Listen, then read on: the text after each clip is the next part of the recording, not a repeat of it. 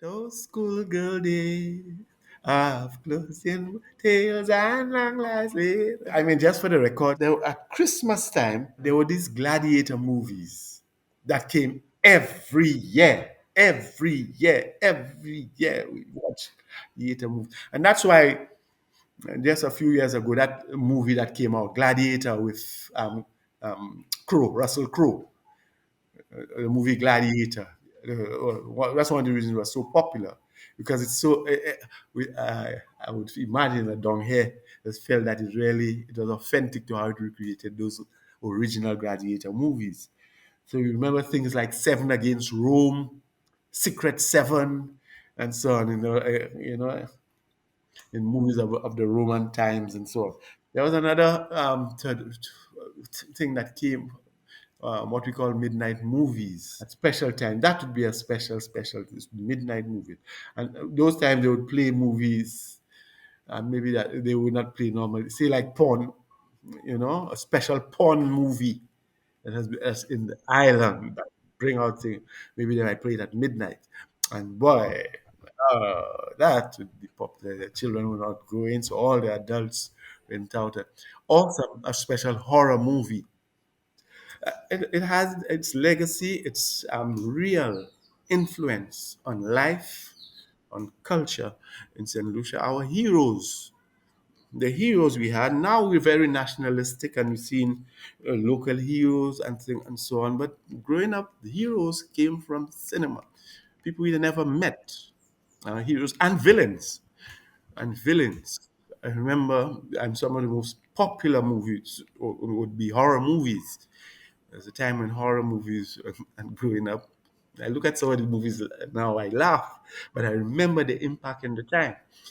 So some horror movies, like I remember The Night of the Living Dead.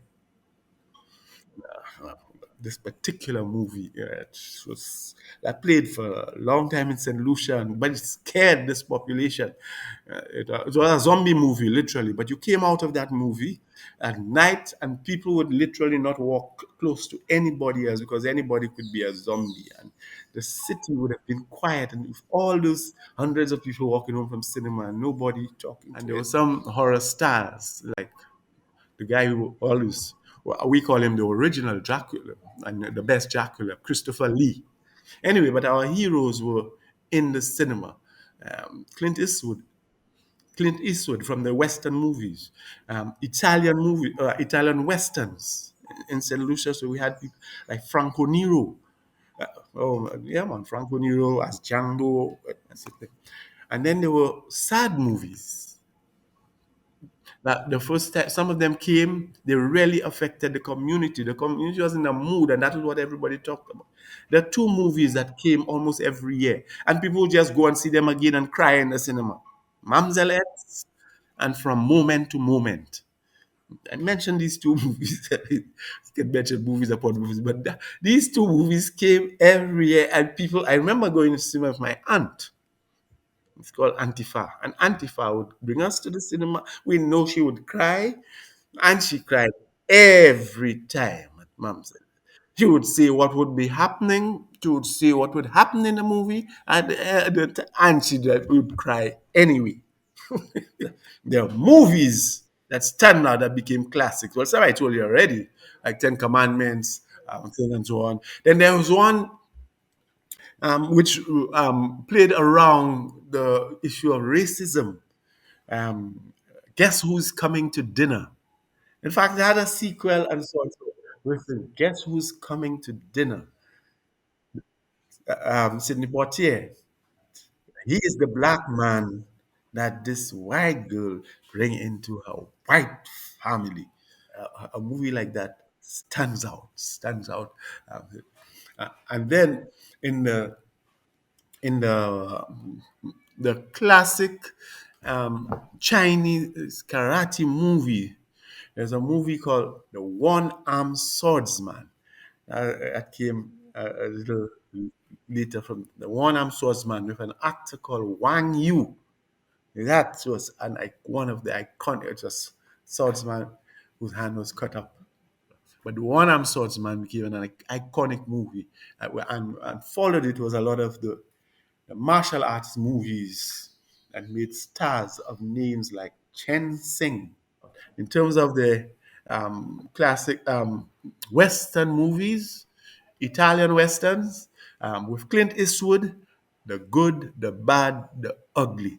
A movie like that, it had a sequel called For a Few Dollars More, and there were movies called Django with Franco Nero. These stand out within the St. Lucian movie going tradition. And we saw these movies every year. They came annually. Oh yeah, I remember loving the role played by Yul Brynner in the Ten Commandments. You know, man, I can remember him holding this robe, stringing it, and facing Moses. You see, it almost as though Yul Brynner is facing God and showing that he's so much more powerful than God. Acting that role, man. You know. Oh yeah, yeah. One of the movies that started out so growing up as a young person, To Serve with Love, with Sidney Poitier again, To Serve with Love, because again the racial, just like Guess Who's Coming to Dinner, To Serve with Love covered that thing, but then To Serve with Love is situated within a college, I think, with young people. So really a young people graduation movie, a climax with graduation, and so made people cry when Lulu, that singer, sang those schoolgirl days of closing tales and long lives later. I remember that song, and people cried in the cinema, just like Sidney Poitier started crying in the movie itself. Oh man, we cried. St. Lucians cried as Sidney Poitier. Oh man, yeah.